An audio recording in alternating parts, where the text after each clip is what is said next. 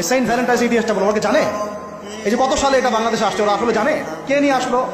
দেখেন, ওটা বললামই, ওটা আনার পরে জেনা, ব্যভিচার, ফ্রিমিক্সিং, বাণিজ্য সব বেড়ে গেল। এটাকে কেন্দ্র করে কর্পোরেটরা এখন বাণিজ্য করতেছে। শুধুমাত্র এই দিবসে শুনেন, আর এগুলো বলতে চাইনি, আমি বলতে বাধ্য হচ্ছি, শুধুমাত্র এই দিবসে কোটি কোটি টাকা বিক্রি হয়, জানেন?